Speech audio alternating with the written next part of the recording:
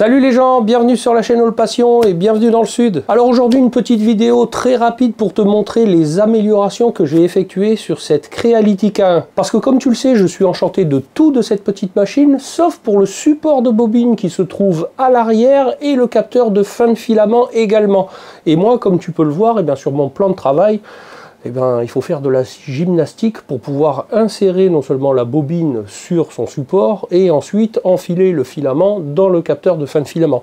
Donc moi, l'avantage avec cette petite modification, c'est de pouvoir tout mettre sur le côté droit de la machine. Alors les pièces que j'ai utilisées ont été imprimées justement avec cette Creality K1, mais je n'ai rien créé, je me suis juste contenté d'aller sur Thingiverse farfouiller. Je te mettrai bien évidemment les liens de ces pièces-là dans la description de la vidéo, je te rappelle, ce ne sont pas des pièces de mon cru, donc je te mettrai le lien où tu pourras les télécharger simplement. La seule chose dont il faudra que tu te munisses, c'est de petites vis M3 par 10 mm de long.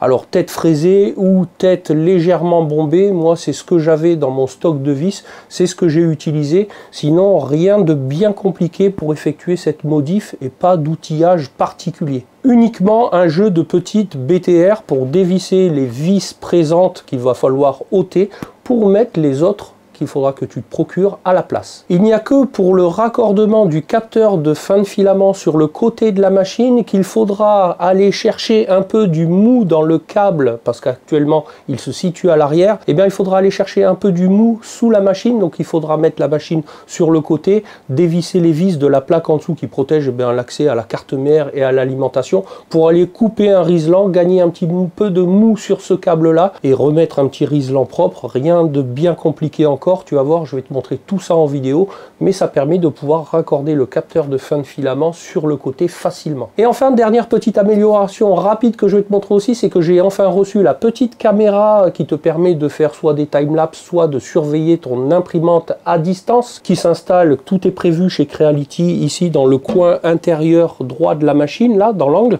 il y a le petit câble, tu verras. Alors, la seule particularité, c'est qu'il faut enlever, décoller le support de câble d'origine qui est collé sur la vitre intérieure de la machine parce que ça gêne un peu lorsque tu veux installer la caméra.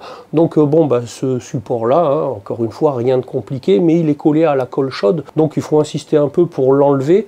Mais encore une fois, rien de compliqué. Alors comme je te le disais, cette petite caméra te permet non seulement de faire des timelapses, je vais te montrer ça aussi, ça marche très très bien, de surveiller ton imprimante à distance pour voir si l'impression se passe toujours bien, mais également de pouvoir détecter lorsque tu lances une impression, si tu n'as rien laissé sur le plateau, parce que tu verras, je te montrerai ça dans le menu de la caméra sur l'interface de la machine, qu'il y a une IA, une intelligence artificielle, qui te permet, via cette caméra, de détecter si elle a une présence d'un objet, je ne sais pas, ce que tu aurais pu laisser sur ton plateau.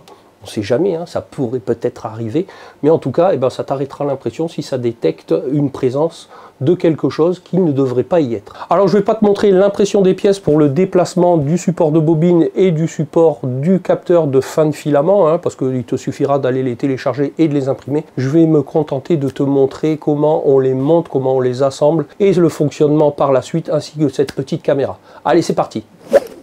Le temps d'impression de ce support de capteur préparé avec Orca Slicer a été de 18 minutes. Une très bonne qualité avec l'Hyper PLA.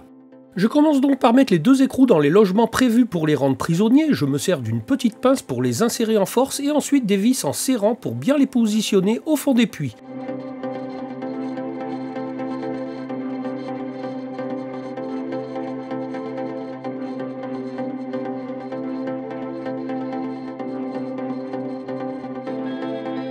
Je redesserre et enlève ensuite les vis.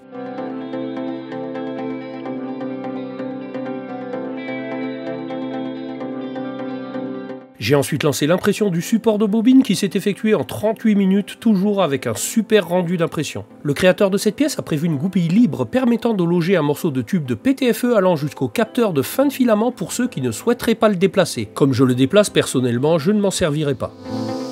Le support de bobine d'origine s'adapte parfaitement dans cette pièce.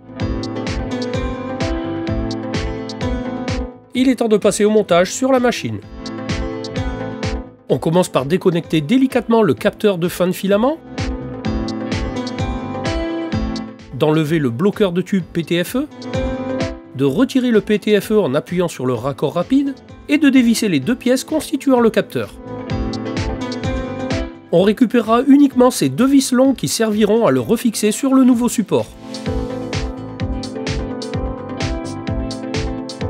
Et comme tu peux le constater, le câble de raccordement du capteur est trop court pour son nouvel emplacement. On couche donc la machine sur le côté, on enlève les 4 pieds anti-vibratiles et on retire les 6 vis dont les 4 des pieds qui vont nous permettre d'accéder à l'électronique inférieure.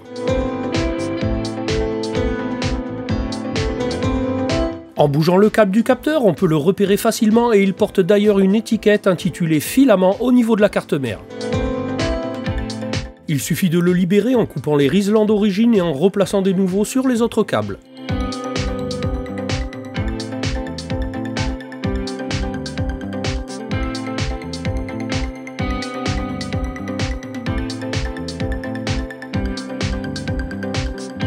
On peut ainsi récupérer du mou sur le câble et de profiter que l'imprimante est sur le côté pour installer le capteur à son nouvel emplacement. Après l'avoir monté sur son nouveau support, il suffit de retirer les deux vis dans l'angle et d'utiliser deux nouvelles plus longues pour l'installer.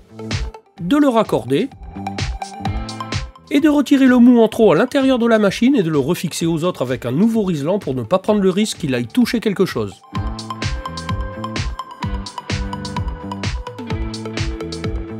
On peut à présent refermer la machine, refixer les pieds et la repositionner verticalement.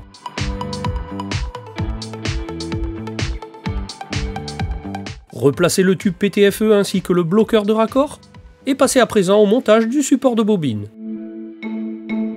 Opération simple et rapide qui consiste à enlever deux vis d'origine et à venir fixer le support avec deux vis plus longues.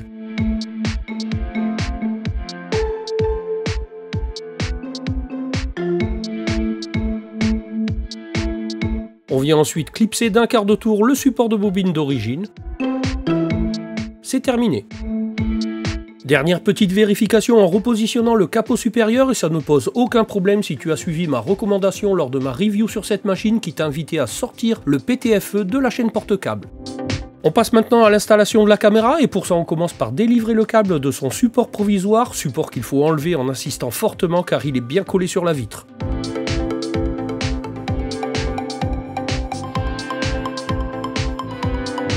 On déballe ensuite la petite caméra qui est fournie avec une vis de maintien et une mini notice d'installation.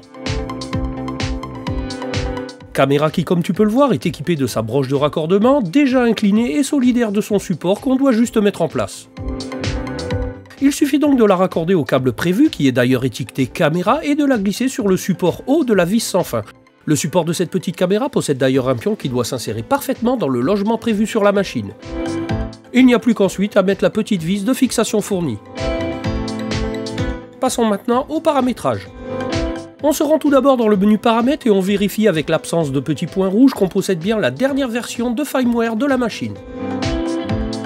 On va ensuite dans le menu caméra. Et en principe par défaut, timelapse est déjà coché, sinon on l'active. Je vais à présent valider tout ça en installant du filament sur son nouveau support en l'insérant jusqu'à la tête pour effectuer une extrusion.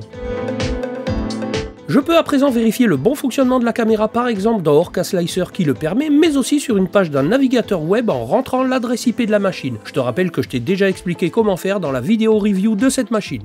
Après avoir imprimé une pièce, pour récupérer le timelapse enregistré sur la machine, il suffit d'y insérer une clé USB. D'aller dans le menu caméra, liste des vidéos, de sélectionner la vidéo souhaitée et de cliquer sur exporter.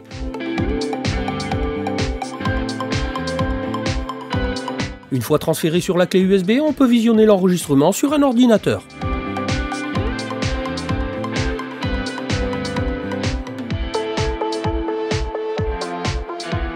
On peut également paramétrer cette caméra pour détection d'obstacles, qui doit mettre en pause l'impression, comme par exemple un objet présent sur le plateau avant un print, d'un amas de spaghettis en cas de fail lors d'une impression, ou d'un décollement de pièces. Eh bien je n'ai pas testé ces deux derniers cas parce que ça marche bien et que j'ai pas eu envie de tout dérégler pour mal la faire fonctionner.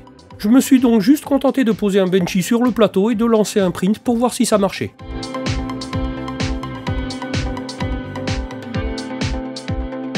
Et ça marche, le print ne se lance pas en me disant qu'il y a un corps étranger détecté sur le plateau.